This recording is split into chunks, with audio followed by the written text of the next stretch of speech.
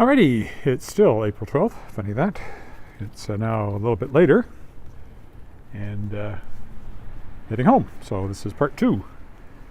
This is out back in the condo complex where we own a condo. There's 3 condo buildings here. College Garden over there facing College. College Court where we have a condo here. And College something? Park, maybe? I don't know. I think the funniest thing is this little circular walkway, which clearly was at some point supposed to be a circle, but didn't really work. So you have this kind of vestigial piece of cobblestone there that doesn't go anywhere.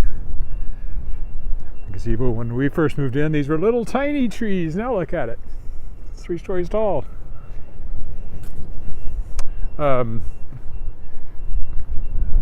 Just to stretch it a little bit, I'll go around to the right here and then we'll take the crosswalk down at the end of Hamilton for getting across College. I picked up my drugs I thought I was getting a battery replaced for my watch. Turned out it was just connections needed tightening. The battery was good. Had lunch, did a bunch of work, publishing related stuff, editing stuff. Had to come by here because I store a lot of books in our condo here. And I need to check on inventory because I have a couple of live book selling opportunities coming up. Sask Expo in Saskatoon at the end of the month. Saskatchewan Libraries Association annual meeting immediately after that. And then about a few weeks later in June, Sask Expo here in Regina. So, yeah. Had to make sure I have enough books. I seem to be good on everything except Star Song, the YA novel that just got shortlisted for an Aurora Award.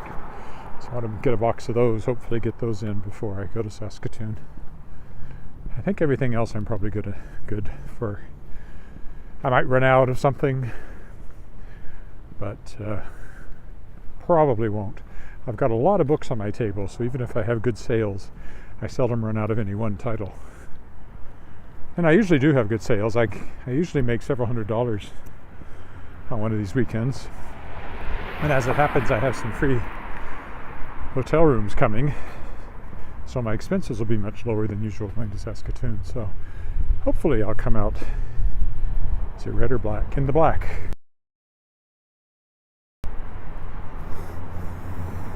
We'll go over here and walk down behind College building here, I think, today.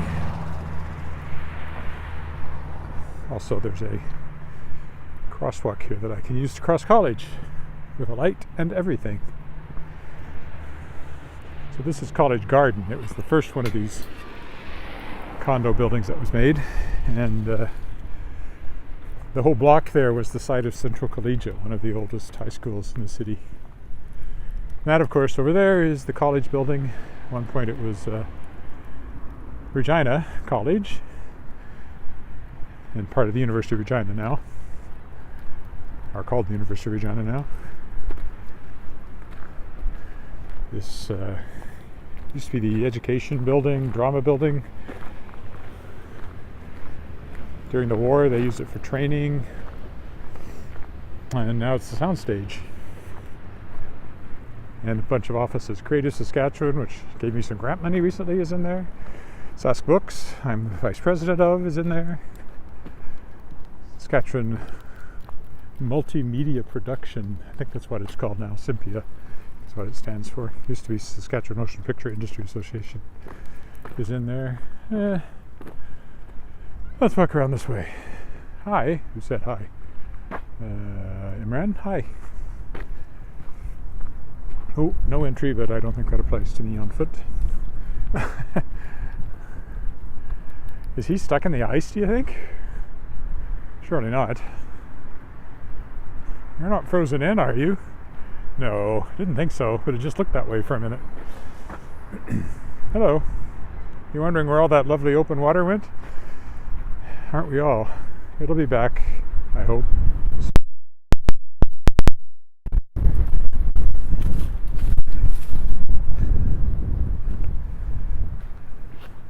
take the scenic route here by the dumpsters.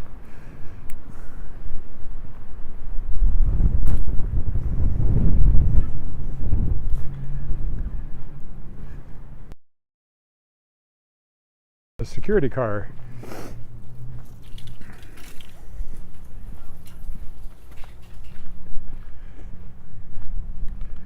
All this landscaping is a huge improvement over what used to be back here when they did all the work on this building. It's quite an excellent renovation they did in here. I have been in once or twice, but they still have they want you to wear a mask, and I'm not going to put on a mask just to walk through their building. Once that sign goes away, maybe I'll take a walk through, tour it a little bit. So this is the old building, and then this is the new part. There used to be an old wing here, but it was in such bad shape they just tore it down and built a new one. And there's I don't know, maybe their mask sign is gone. Oh well, I won't walk through it today, but maybe sometime soon. And then around here, you get to Dark Hall, directly ahead of us. It's about ready to go. The grand reopening is actually next week. Yeah, a week from Thursday. We're going to be here for some tours in the morning, and then coming for a concert that night in the newly renovated Dark Hall. So looking forward to that. So a little work going on back here in the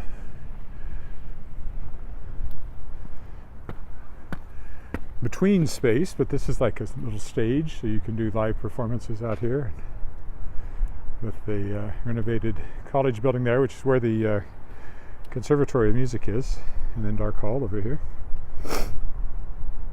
Really looking forward to seeing what the new auditorium is like. Well, it's the same auditorium, it's just been greatly improved. These benches have recently been placed. This would be your stage door entrance back here, and loading zone for performances. Haven't been able to walk back here because of fencing and stuff, so I don't think there's a path through there. Over here is where they're building the new swimming pool, Ascana Pools. And I often mention that I used to get my picture taken in front of that tree every spring when we did Regina Lyric Light Opera did shows in Dark Hall. We would come out here for a cast photo, and usually about the time the tree was starting to leaf out, and there'd even be flowers, because it was always the week after Victoria Day weekend. So that down there is the new joint. It's the new lobby for Dark Hall, and it's also kind of a joint space with the new credit union building here on the left.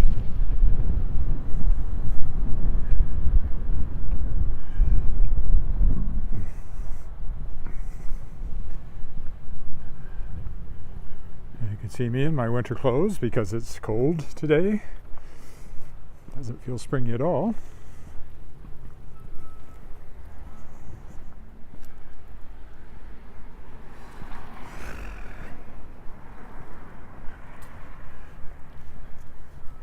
A lot of stuff happening over there. That'll be interesting to see once it's all finished. It's still very much a construction zone right now. And here, of course, is this side of the new credit union building.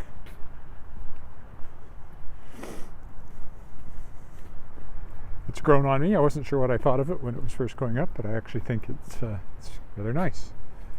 I'm going to cross here without getting run over. I've come close to that already once on today's walk, so try not to repeat the experience. That was in the first half when somebody came around and almost didn't yield for the pedestrian crossing the street as they were turning left onto Albert. To be fair to them, not that I really want to be, the vehicle in front of them was high and they probably didn't see me. But still annoying. And then she didn't even look apologetic. She looked annoyed at me for daring to walk across the crosswalk. Not that I'm bitter. Let it go, let it go.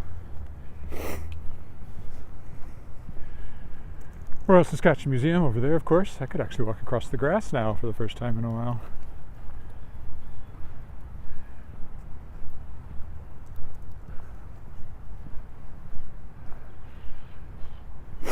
Enjoy the lack of snow for the next few days. It's going to be snowed over again. And all has to melt again. Which it will. Next week it's plus 11 towards the end of the week, so it'll melt quickly, but it's going to be annoying to have it around for a few more days. Assuming the forecast is correct in this historic blizzard that's going to be wreaking, probably already is wreaking havoc in the northern plains, comes our way. We'll be a bit on the fringe of it. The hardest hit areas will be to our east still. But it's supposed to be quite a bit of snow even here. 15 or 20 centimeters over 2 days. So they're just using this as a staging area for all the stuff they need to build the pool. There was an old outdoor pool there, now being replaced with a much more modern one with water slides and all that good stuff.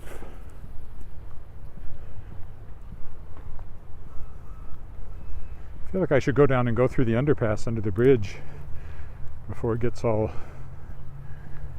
soaked in again after the next snow melts, so maybe I'll do that. Instead of taking the crosswalk up here, I can cut across the grass and look at the sculpture over there that I haven't walked by for a while. Looks like there's still ice on the lake, and today's not doing anything about melting it. We'll go over here and take a look at the interesting sculpture on the lawn. You can see it's still frozen thinly. I wouldn't walk on it, but not open water yet.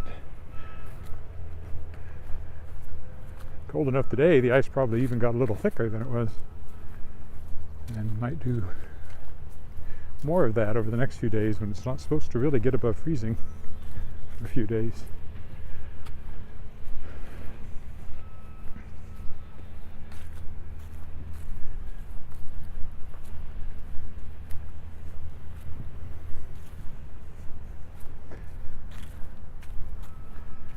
This sculpture, I can never remember what it is until I come over and read the plaque, but I do quite like it.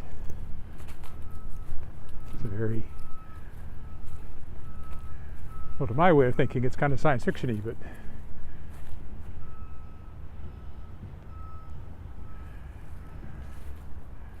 what it actually says is the Honoring Tree, a diversity legacy project commemorating the 100th anniversary of the 1910 settlement of people of African ancestry to Regina. There you go. You can read the whole thing if you want. I'll pause there for a moment. Oops. We lost a net. And we'll carry on through the trees and the grass since I can walk through them without walking in snow for the moment.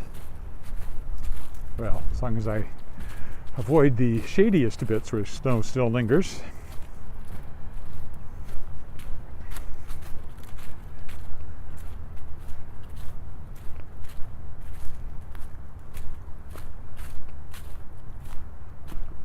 Like over there, there's still a bit of the original winter snow lurking in the shadows. Lurking in the shadows. There's the snowshoe hare. He's still white. Gonna have to change soon to keep his camouflage intact. Although I guess not for the next week. It'll still work for him. Not that there are a lot of predators in North Canada Park. The geese don't eat hares. They don't split hairs amongst themselves. Yeah, still very much frozen.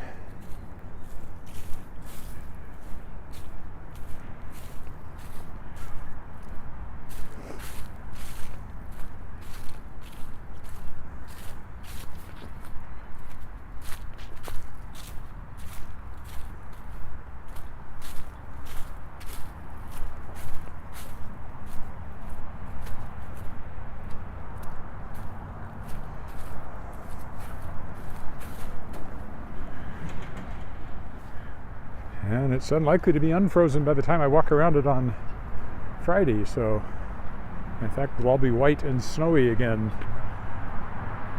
around the lake. Hopefully the mud is mostly gone here. It was very muddy when I came through on Friday. Looks like it's dried up now. Yeah.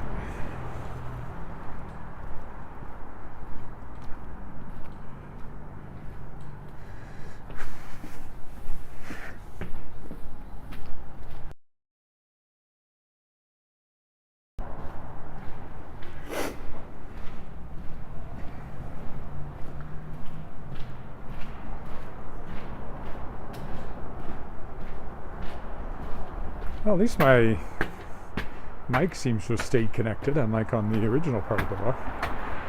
Unless it's disconnected and I just missed the notification, which is possible.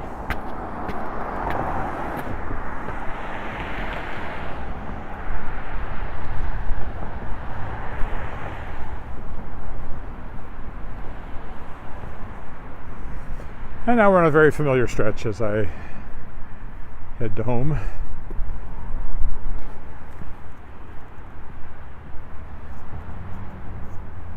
Harrington Mews, where Wally Knight from my Shards of Excalibur series lives, in a fictional house in a real location. Maybe this summer I'll do my Shards of Excalibur walk.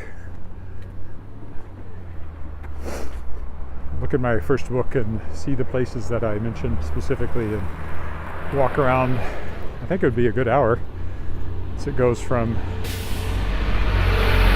probably be more than that. To clear down the other side of Winnipeg, I'd have to go up to downtown and back by the library, and then here to Harrington Mews would kind of cover it all. If I remember, I don't think I'm forgetting anything that was in the first book in Regina.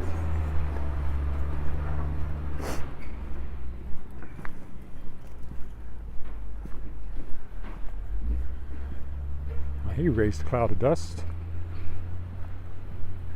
Maybe just to be a little different, I'll go walk along the Crescent instead of going through the alley on this side, because I almost never walk on this side of the Crescent. Not this side, but that side that I'm headed to.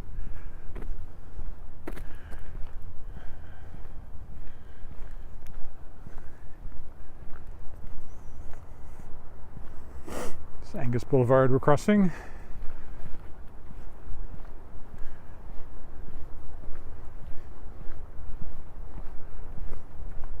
We won't be enjoying our backyard this summer because it's going to be torn up and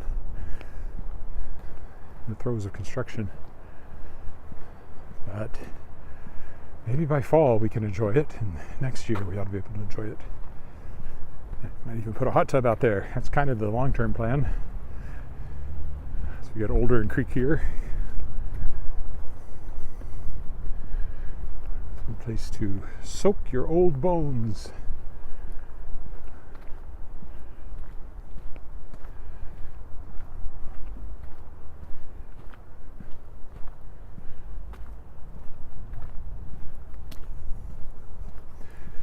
So instead of going through the alley, we'll go this way. Normally I walk on that side when I do this, but I'm going to walk on this side. The excitement is palpable. Been in that house, it's nice. Been in a few of these, various home tours, or just because we know people.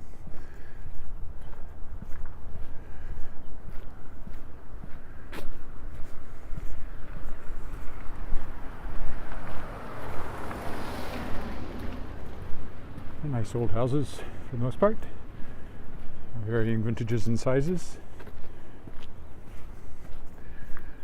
I know this one was in my historic walk to Regina and Moose Jaw because when I was taking a picture of it, the owner came out and asked me what I was doing. So I don't remember the details though. That one I kind of like, it's different. Kind of a European look to it. This is of course a more modern one. They didn't build them like that in the 20s.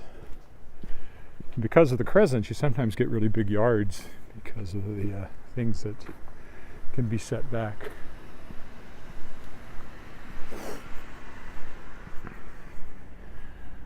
Oh, My daughter had a friend who lived in that house, and I guess her family still does. So I've been in there many times.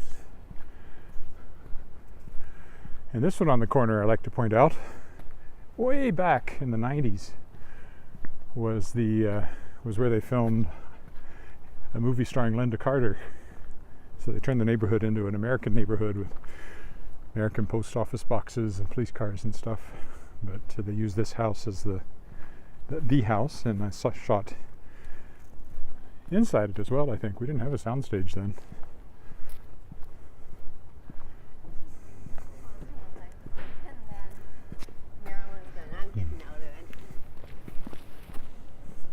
So that's the main thing I know about that house.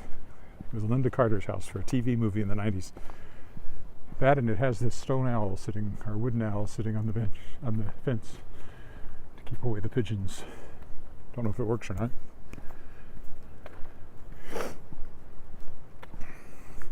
So coming this way, we'll stop at our traditional stop sign out here.